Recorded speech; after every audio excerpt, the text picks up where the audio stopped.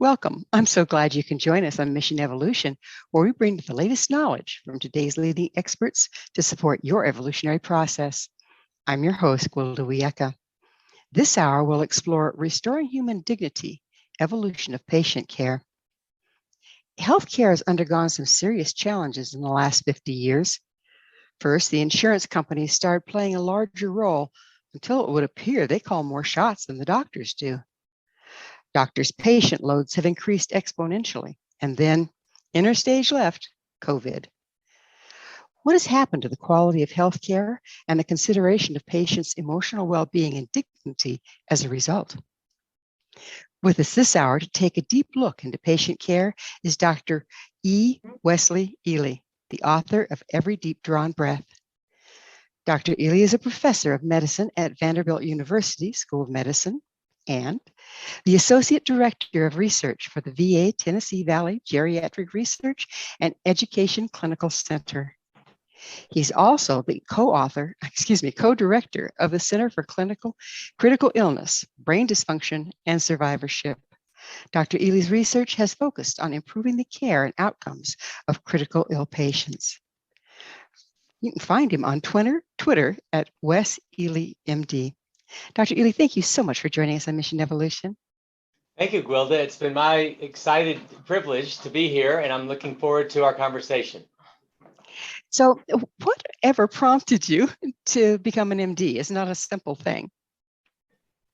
As a boy, my father left when I was little, and we grew up in the deep South in Louisiana. And to make money for the family, I worked on a farm for many years. And working next to the pickers day in, day out, I could see how little things in their life would become big things because nobody was there to hear them or to lift them up. And somehow, my dad being an engineer, even though he had left us, my mom being an English teacher, I really thought that I would split the difference and go with humanities and science and be a physician in an effort to try and lift up and give voice to the people who had their voice suppressed, such as people of limited educational, socioeconomic background, or cultural differences. And that's really what drove me to want to become a doctor. So what drove you to focus on improving the care and outcomes of critically ill patients? When I was studying to be a physician, my first patient's name was Sarah Bollock, and she had a heart disease that happens rarely after pregnancy and delivery. And when I was caring for her, holding her hand many hours at the bedside and titrating medicines to keep her blood pressure up, I realized that I made a human connection with her, but was unable to get her through her critical illness because we didn't have very good technology. And I kind of vowed after she died that I would go someplace that would have great technology, train in critical care, and do my absolute best to get people through such dire straits. And that's why I decided to become an intensivist, an ICU physician 30 years ago. That story is all too common, I would expect, in your line of work. How can you make that human connection and at the same time protect your heart when you lose people? Because you're going to lose people, right? We are all going to lose people. Anyone not in medicine or in medicine, we all lose people. The difference as a physician is that I feel especially protective of and think that I have the role to save these people's lives or to be a part of the life-saving journey of these people through the tools that I have as a doctor. You know, Sir William Osler, one of the founding fathers of medicine, wrote a speech and delivered it at the University of Pennsylvania called Equanimitas. And in Equanimitas, he's getting at the need to have equanimity or an even keel. I took that asset and created it into a liability for my patients early on as an ICU doctor by keeping too great of a distance, Gwilda, from my patients. And what I've learned and the story that I tell in Every Deep Drawn Breath is about my own shame and feeling of guilt at having separated myself too much from my patients, and then my path to recovery as a physician, where I don't want to live that way anymore. And the way that I operate now with my patients is to dive deeply with them into their life journey and know that some of them are going to die and I will get hurt, but that it's part of the healing process, both for them and me, even if they're dying. Isn't that distance encouraged in medical school? It is. And I think that we need to adjust the way that we teach. You know, the distance is emphasized so much. Protect yourself, don't get drawn in. But that's taught sometimes to the exclusion of teaching about compassion and empathy. Compassion can be taught. We need to know as physicians, as medical students, that we can begin a conversation like this. Mr. Smith, Miss Jones, what you're going through, I understand must be extremely difficult. I don't understand it fully, but I will not leave you. I will be here with you. And I want to be part of diving deep into the chaos of your life and do whatever I can to provide lifting and healing. That sort of statement to someone makes them know that I'm entering into a covenant with them and that I will not leave them. And that really is the enduring message that I want people to get out of these patient stories in a way that can transform medicine towards the good. That's a tall order, though, really, isn't it? How many people, how many physicians are willing and able to drop to that level of empathy and commitment? Well, I think that as the COVID pandemic has gone on, we have all been stripped of any illusion that we are always doing good in medicine. We now know that we bring sometimes harm into the patient's pathway. When the family is not present, for example, we know that it creates a form of injury to the patient. The family is not a luxury. The family is a part of the healing plan. And I, as a doctor, have had some moral injury as I've gone through the COVID pandemic. And I've watched my colleagues, and you're asking how many others are willing to stoop down to that. I think that all of us are getting back to the core of why did we do this in the first place? And while some people are going to be leaving the profession and not being caregivers anymore, the people who are staying are trying to get down to the grassroots level of why are we here and what are we here to accomplish for others in terms of reducing human suffering. And that's the message of every deep drawn breath is we can do this if we put touch first and technology second and not the other way around. Technology, we'll get into that just a little bit later in the interview here, because I think the role it's playing is pretty profound. But would you tell us about your passion for the care of the elderly critically ill patient? Yes, I was fortunate enough to have a mentor named Dr. Bill Hazard, who was from Johns Hopkins and became, in a sense, a father to me in many ways in medicine. And he kept saying, Wes, put the lens on your camera that watches for greater vulnerability in aging.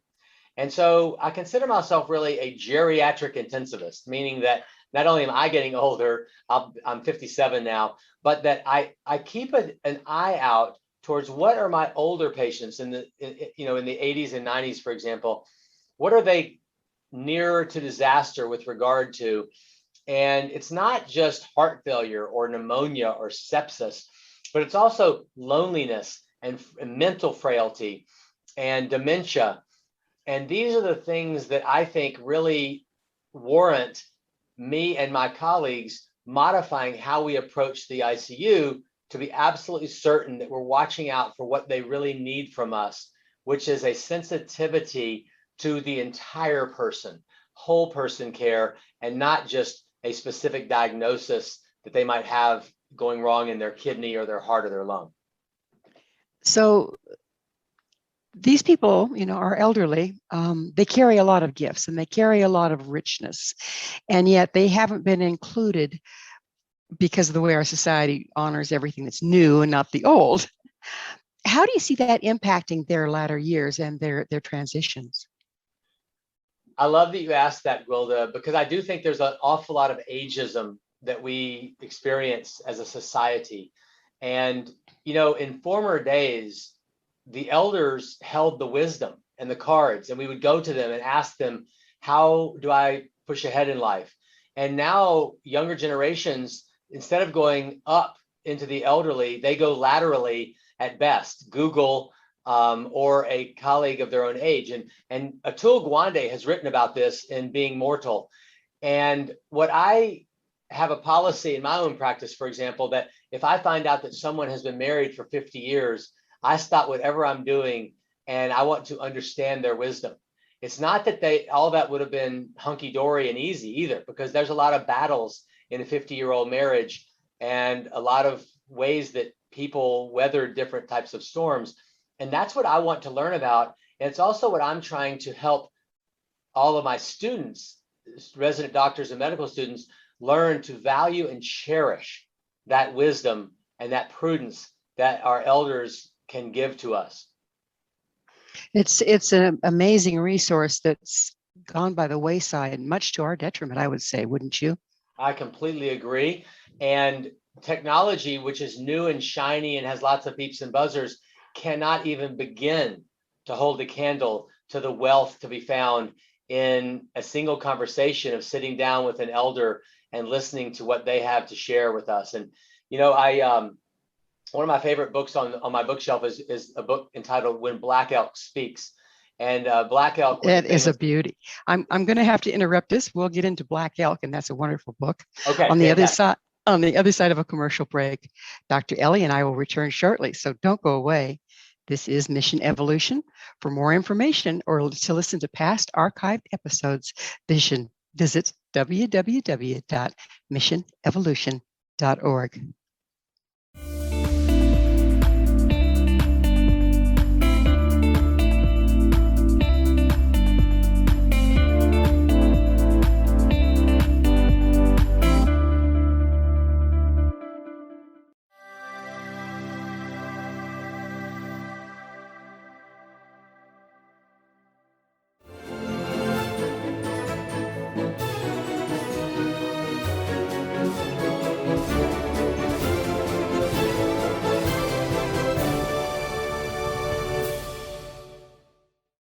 Hello again.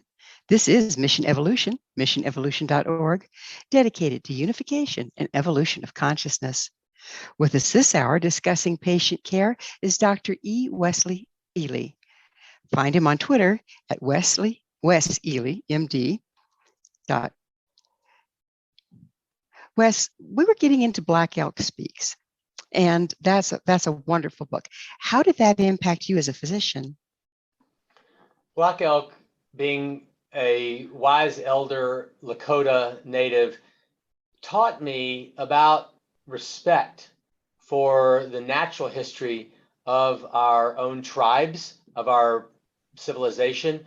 And when Black Elk teaches about his own value system, what I saw in it was a true treasure that I never want to discount, also present in the elderly that I take care of at the bedside. In other words, his sharing wisdom of what he had been through over many, many decades of his life is exactly the same sort of wisdom that I want to gain from the 70, 80, 90, and over 100 and centenarians that I come into contact with at the bedside. And so every time I'm with a person suffering from physical, mental health, or spiritual injury, in addition to serving them as their physician, I'm aware that I am receiving a priceless gift at the bedside too. And that's why I believe I'm entering into a covenant with that patient, a patient-physician covenant, which has driven me really to revamp completely the way that I approach my life at time as a physician at the bedside. Amazing. Well, what challenges do you see the healthcare system facing now that weren't present, say, 50 years ago?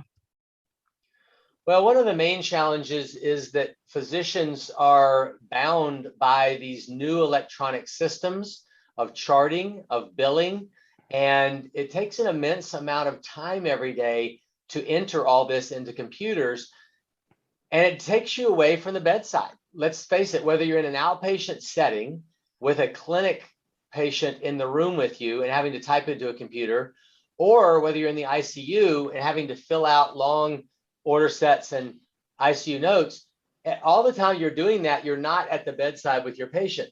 And while that was always essentially true when I was writing my handwritten notes, it seems like the amount of time I have to spend doing it all now digitally is much greater. There are some advantages, however, to it, and we can put protocols in place. And like we invented a safety bundle called the ABCDEF bundle, which can be put into our care each day, followed across nurses and pharmacists and doctors.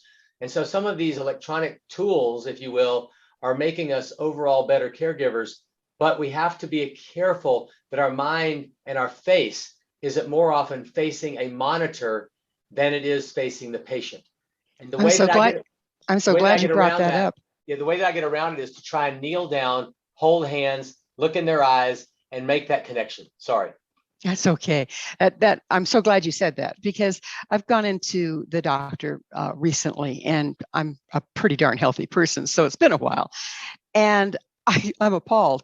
The door opens, and they wheel in an electronic thing with a keyboard and a screen, and they don't ever look at you. They just sit down there and ask questions and try to get the computer to accept the answers. But then if you didn't give the right answer, they have to keep poking around until they find something it will accept, or it won't let them go forward. And pretty soon they're so distracted. By the time I'm done with the doctor's visit, neither the nurse nor the doctor has looked at me, touched me, made any real connection with me at all. They're busy fussing with their machines. And I can see the frustration that they're suffering as well. When did it get so messed up like that? I mean, and how do we step around it? You gave some good suggestions, but how do we get around that? I think, all too often I, as a physician early on, thought that my job was about technology. And I thought, after Cerebolic, and the other patient I mentioned in Every Deep Drawn Breath is Teresa Martin. When I cared for her with all the technology I then had, I still left her very, very injured. And I realized that technology was not the primary role I had as a physician. I needed to invert technology and touch into the appropriate order of touch and technology. So what I'm doing is I'm flipping it around in my brain as a doctor to say that my first job is human touch. And my second job is to use the technology to support the patient. So if I can keep it in my head, every time I walk into a room, touch first, technology second, then what I'll do is I start walking in to see you, Gwilda, and I make eye contact. I shake your hand. I touch your shoulder and say, tell me how you're doing, and not what's the matter with you, but what matters to you, and to get to know you. And then we're on the right footing for our relationship. And then I can bring in technology, serve you with all the goodness it can bring, but I have not gotten it out of order. I have to say that would have made all the difference in the world for me if I had any indication whatsoever that they noticed that I was in the room. And it's not that there's anything wrong with these people. It's just that the technology has become so all-consuming. Another question I have for you is, what's been the impact of insurance companies' increased involvement in patient care? The insurance companies wield a lot of power. And when for example, let's use COVID as an example. So a patient comes in, they get infected with the virus. I take care of them in the ICU. When they're with me in the ICU, many COVID patients develop a new set of diseases in their brain and then in their muscles and nerves, which we call post-intensive care syndrome, or PICS, P-I-C-S. Well, when they leave, we have to rehab their brain, rehab their body to get them back to the land of the living, as I like to say. But then in COVID, about 100 days later, 1/3 of them develop long COVID, which you've heard of, and they become long haulers. Well, insurance companies didn't even have on their radar that we could bill for long COVID care.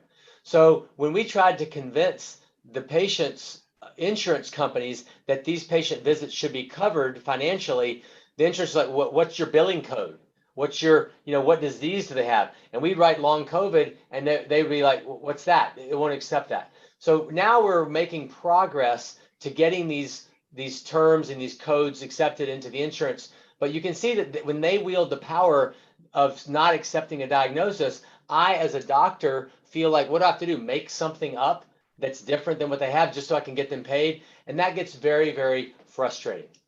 I can only imagine. I've seen the frustration in some of my doctor friends' eyes when they're trying their darndest to help a patient, but they keep getting blocked by the insurance company because the insurance company naturally is behind the power curve when it comes to what's going on in the medical arena. They have to be, because you guys are on the leading edge. Is there a way that we can put the power back in the physician's hands? I think that the physicians and the other healthcare professionals, the nurses and the other members of the team, should absolutely have the command of this physician-patient covenant, this relationship. And the way to put it back in the physician's hands is to create lobbies of people who want to be humanists, that we want to go to the government, go to Washington, D.C., or wherever the government leaderships are in Canada, and speak of the importance of us serving each individual human being at the touch first, technology second level, so that we can have the leeway to do what is right for each person rather than being told how to manage it based on an insurance company. And there are grassroots efforts underway and lobbies developing to take this power back so that we can serve you, Gwilda, as you need to be based on your own innate dignity. And that would actually serve the insurance companies in the end because people would get better. If they feel like they're getting the care that they need, and if they are getting the care that they need, I would think that their stays in the hospital and their expenses would drop.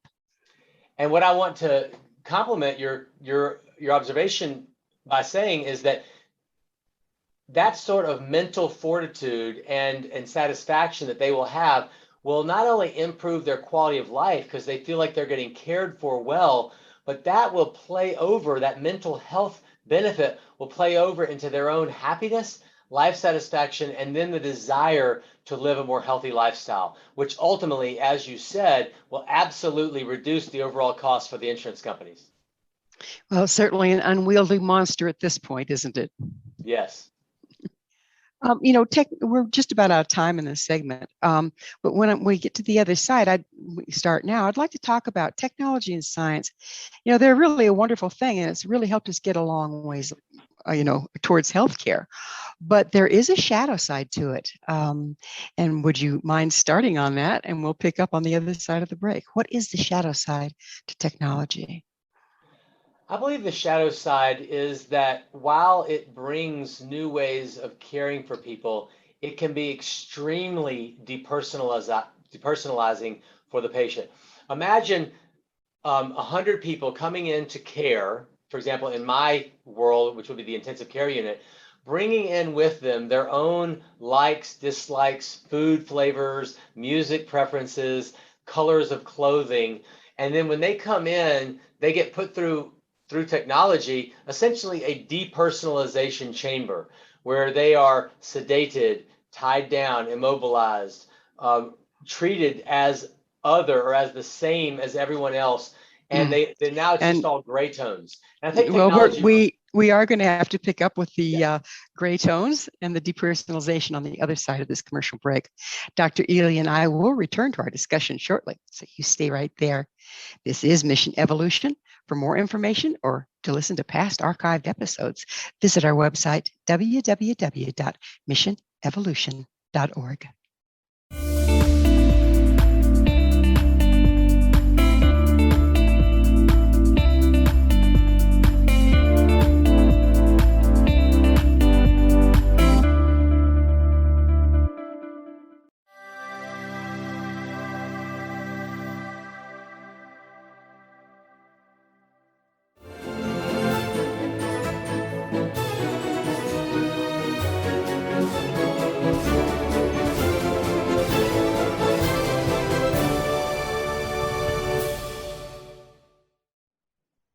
Welcome back. This is Mission Evolution, missionevolution.org.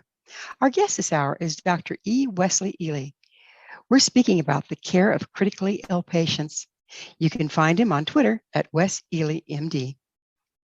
Wes, we were getting into the shadow side of technology. Would you mind continuing? Not at all, Gwilda, and thank you for asking about this. What I was saying is that I think that people can be made to feel depersonalized by technology. And I gave the example of a depersonalization chamber that all too often we run people through as we try to give them all the right technological care and benefits in 2021, 2022. And what I'd like to see, and what patients tell me they want, is for us to look at them as individual, unique entities. There's a Spanish phrase, cada persona es un mundo. Each person is a world. And I really believe that is true, that I cannot treat two different people as the same. I have to approach each person as a world and see what are the depths of care that this person needs because of their inherent dignity. And if I can lift them up by showing them that I see them as a person and not as a pneumonia or a heart failure or a kidney stone, etc., that I think that I can establish something of almost a mystical quality with my patients, which is beautiful and loving and generous. And that's the sort of healing, that's really when the healing begins for me. The technology casts a shadow on that by removing that personal touch. And I don't want to live that way anymore as a physician. I can imagine you wouldn't, because you're having to shut so much of you out of the equation. And aren't there studies now proving how that kind of care, that personalized, heart-centered care, has much better outcome with the patients? Absolutely, there are. And you can look across the literature and find good randomized controlled trials. Let's take the area of family involvement, because we know that each of us cherishes our family. When we remove family from patients, they have a much higher likelihood of death, unhappiness, and losing a will to live. There were studies done from Brazil, for example, that just opened up family visitation, allowed the family to be more often present, and immediately patients were less often delirious, had better clinical outcomes. In COVID, this was all undone, and we didn't have family present. People did feel disconnected from their reason to live. And Gwilda, I actually wonder, and I know we will never truly know the answer to this question I'm going to pose, but how many people in the pandemic era are dead because they lost the will to live, because no one around them was saying, I love you, I see you, live for me? I think the number would be staggering and terrifying. It was unavoidable. How are we going to change it in the future? I think at the beginning it was unavoidable. We were afraid, we had a virus we didn't understand, and we were worried about contagion. Now that we know how the virus works and we know that PPE works, we can fall back on the science and say to ourselves, you know what? We have science to say that the family should be present. We have PPE now to say that we can keep doctors and families safe. We can do this with the advent, of course, of vaccination and reducing the overall risk of humans. But for those who get breakthrough infections or who personally choose not to be vaccinated and end up still getting COVID or future pandemics, I think that we'll do a better job next time of keeping the humanity in the healthcare and not go through that 6 month to 1 year period that I think was really a period of anti-medicine. It was terrifying for everybody concerned, and my heart goes out to the medical workers. You guys were beat to death over that thing. Don't a lot of you have PTSD over it? Absolutely. You know, I mentioned earlier a thing called PICS, post-intensive care syndrome. There's also an entity called PICS-F, post-intensive care syndrome -family.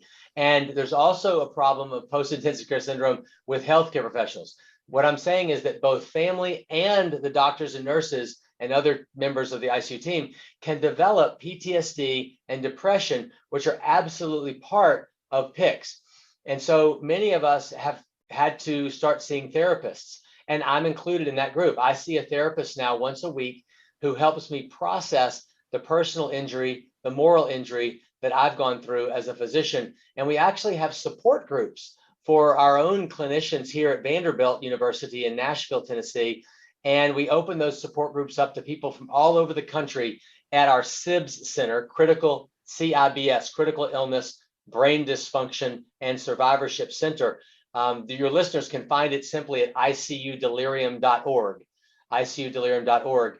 And we have these support groups which help us to process this PTSD and depression, Gwilda. It sounds to me like what we're looking at here is the entire enchilada is an organism ultimately. The doctors, the patients, the families, the facility that suffers or prospers based on how things are managed and handled. Is that becoming more and more prevalent, recognizing that interconnectedness and inner woundedness? I like that word, interwoundedness. Yes. You know, we are realizing that all of us are connected. And, you know, the butterfly effect, the butterfly flaps its wings in Argentina, and ultimately the wind is felt in Europe. We are connected through our humanism and through our innate human dignity. And when one of us is injured, because we're an organism, all of us are injured. I think of the great book, The Secret Life of Trees, which taught me that trees are all one organism in a forest, which we didn't used to understand. If we think of the trees talking to one another, and when one is injured, the others are injured, we might understand better that we as humanity are even more connected than that. And I really want us to focus on the beauty of that, the magnitude and the beauty of our connected humanity, so that our interwoundedness will be something that we all feel and seek to heal and prevent that further injury. Isn't it the separation that we have been increasingly experiencing, regardless of our age, kind of part of what led up to the pandemic and everything crashing, because there wasn't the structures to support it anymore. There wasn't that interconnectedness. I think we did lose that. Even though the world essentially got smaller with airplane travel and the internet, oftentimes we ended up being more siloed, didn't we? We were siloed by our phones and by our social networking online rather than personal touch social networking. And when the pandemic hit, people dove into that in spades. And I think that it got worse, actually. And you know, I run a research group here called the CIBS Center with well over 100 investigators. And I'm just now meeting some of them that we hired several months ago because I haven't seen them in person. They've been working at home the entire time. And this makes it very difficult for us. In the time of COVID, it makes it difficult for long COVID patients as well, because at a time they really, really need to be plugged in on a human level with their caregivers, they're doing it all by Zoom. And it just doesn't seem to be as healing. It's just the frustration of using technology for a lot of us is you know, debilitating. You know, some people have used it in their daily life and daily work, but a lot of our elders haven't. And so trying to master Zoom enough to get a decent appointment is a challenge. Absolutely. You know, in this book, Every Deep Drawn Breath, I tell lots and lots of patient stories. And one of the stories that I really think about is this one of a prisoner who came into our care, and he was separated from his sister for several years. And let's just focus for a second on what brought his humanity back to him. It wasn't the technology of being on a ventilator in the ICU. It wasn't me putting him on high-powered drips to keep his blood pressure up. It was taking the shackles off of his ankle and getting permission, insisting on permission from the warden at the jail that his sister could be in the room with him. And that is what resurrected this man. And Gwilda, before his sister came and before he was unshackled, I was absolutely certain as a physician that this man was dying, to the point that I even made him a DNR, DNI. I was not going to use any further technology to try and save his life. And he's now alive a year later. And I think that nothing that I did was nearly as important medicinally as having his dignity restored, his sister at his bedside. And if we can just use stories like that, that's something that can drive all of us in our daily life, whether we're in medicine or not, to say, this next human interaction I've got, I want to make that count. Isn't ultimately that the largest medicine? I know that I was trained by an elder, and he would go to the family and live with the family to see where the illness really had originated, because he felt, he was Lakota, he believed that if one person in the tribe or in the family was ill, the entire tribe was ill.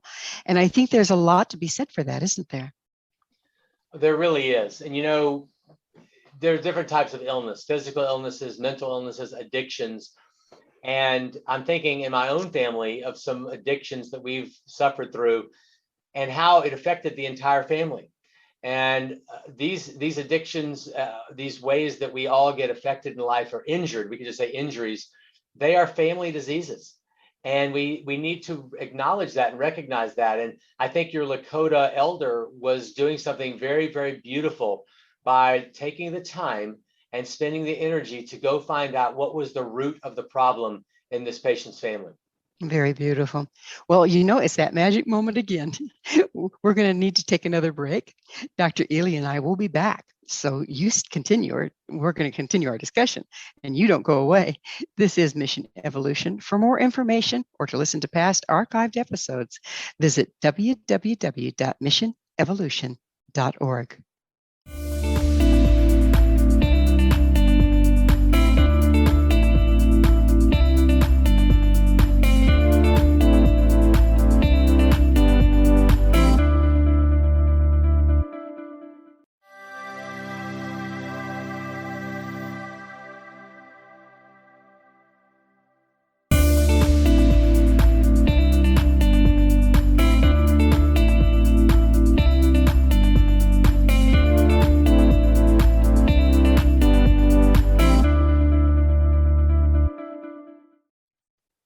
Welcome back. This is Mission Evolution, bringing together gifted people of service to the world. This hour, we're sharing thoughts with Dr. Wesley Ely. You can find out more about him at Twitter, Wesley Ely MD, or icudelirium.org. Wesley, I would like to start this segment with an interesting thing that we're facing as patients and doctors, and that's the trend towards specialists. I told you that I'd gone to the doctor recently, and I don't go very often because I'm usually pretty healthy. But by the time they were done with me, I had no less than five referrals.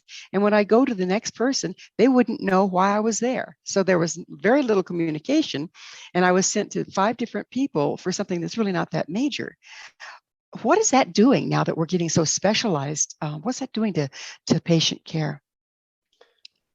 I think I'd attack this problem from 2 directions, one on the part of the physicians and the other on the part of the patients. And let's start with the patient, of course, because the patient is the primary concern that I have. I think the patient sees that they're being divided up by these specialists according to different root problems. And perhaps you felt, Gwilda, that you weren't being seen as an entire person. And I worry that you and or I, if I go to multiple specialists, will feel like that my whole person is not being heard, but that somebody's just focusing on my heart, the next person's just focusing on my lungs. But those things don't operate independent from one another, do they? They are intimately connected as organ systems have to be. So I worry that subspecialization is making the patient's care too fragmented and therefore not as effective.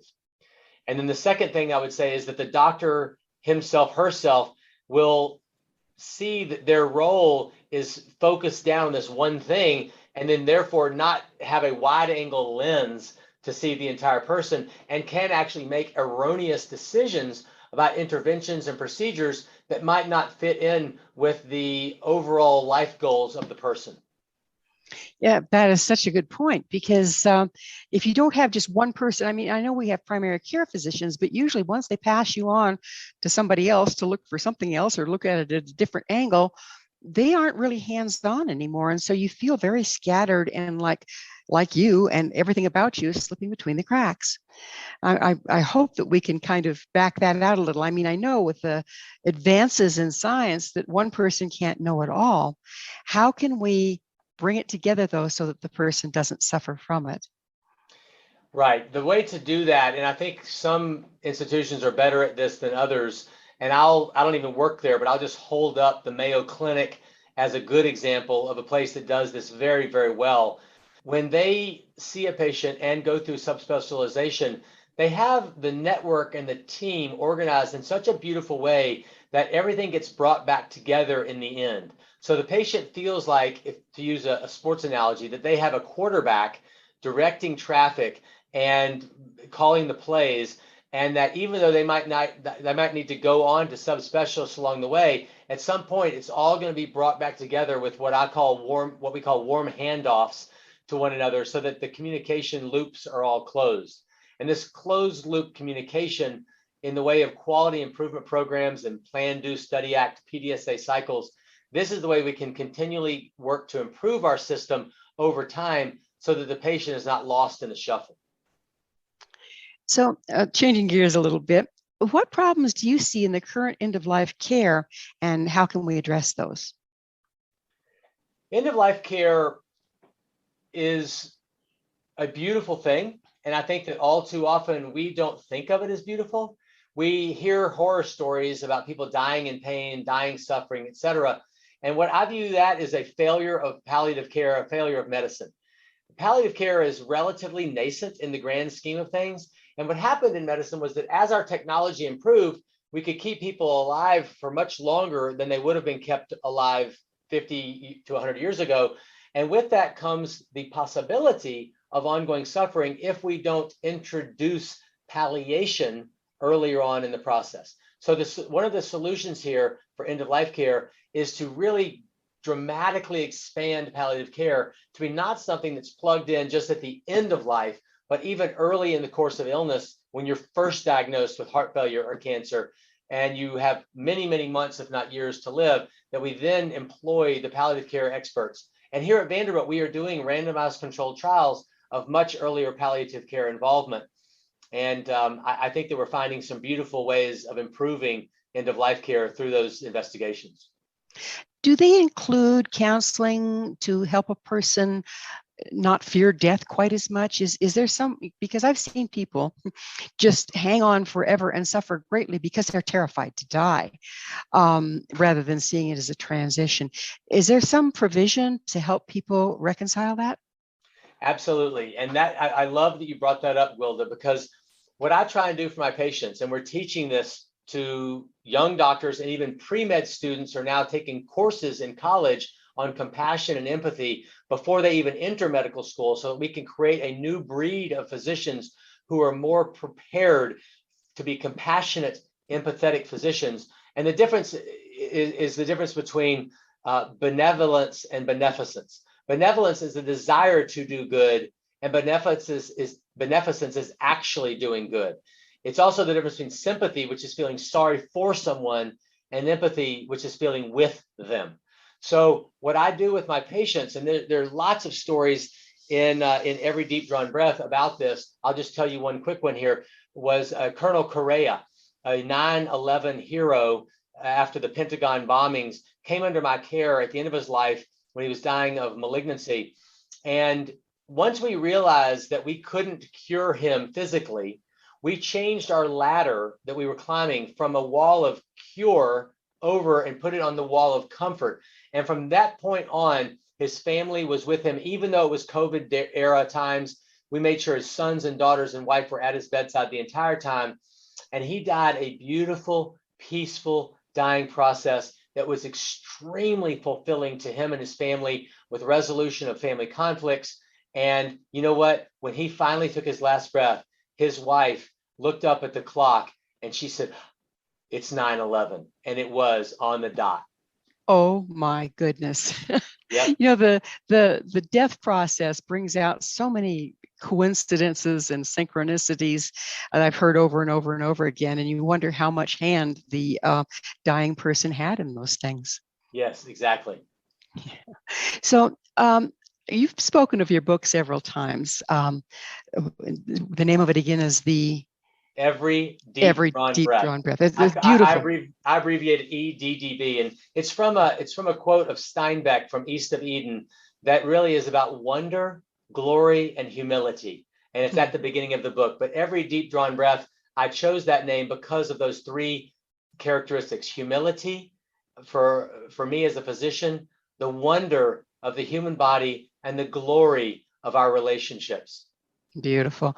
So where are all the proceeds from that book going? Oh, every penny, all of the net proceeds are going back to patients and families, COVID survivors and their families. And what we're going to do with this money from the book is set up foundation and an endowment that will hire social workers and serve patients and families to get through the morass of insurance, disability that really disable and cripple their life because they become financially broke. They lose their jobs. They can't pay their electricity bill. And we want to see people restored physically through recovery, but also financially and from a mental health perspective. So every penny from every deep drawn breath is going back into the hands of the people who make the book, I hope, an impactful book, and that's the patients and families. Beautiful. Dr. Ely, what is your mission? My mission is to lift up other people and to provide mercy. And I believe my working definition for mercy is to enter into the chaos of other people's lives and provide lifting and healing. And my patients taught me that this is my mission. I strayed early on in my life, and I thought that my job was about technology, and I was wrong. And writing Every Deep Drawn Breath helped me process the shame and the injury that I had been carrying and that I had carried to my patients. And so my mission is healing and love for people out in the world, non-medical people who are going to be patients someday. And essentially that is all of us. Beautiful, beautiful mission, sir. I'm glad you're here doing it. We're just about out of time. In closing, what do you have to say to Mission Evolution's audience? I want the Mission Evolution audience to realize that evolution in our own life is inevitable and beautiful, and that we have to, as we proceed as humans, be willing to change and be willing to realize that things earlier in our life that might have helped us, that might have been assets, can become liabilities later in life, in relationships and for ourselves personally. And if we are committed to change and healing, we have to be willing to go through the work and the spiritual foundational meditation practice each day to figure out, how do I change? How do I progress? How do I heal? And then pay it back to those people around me to help them heal too. Thank you so much. Unfortunately, we are out of time. Dr. Ely, we can't thank you enough for coming on the show today. It's been my privilege, and I really consider this a beautiful show that you have. And thank you, Gwilda, for all that you do. My pleasure. Our guest this hour has been Dr. E. Wesley Ely, the author of Every Deep Drawn Breath. Dr. Ely is a professor of medicine at Vanderbilt University School of Medicine and the Associate Director of Research for the VA Tennessee Geriatric Research Center. You can find him at Wes Ely, MD on Twitter. This has been Mission Evolution with Gwilda Wiyaka. For more information or to listen to past archived episodes, visit www.missionevolution.org. Be sure to join us next time as the mission continues, bringing information, resources, and support to our evolving world.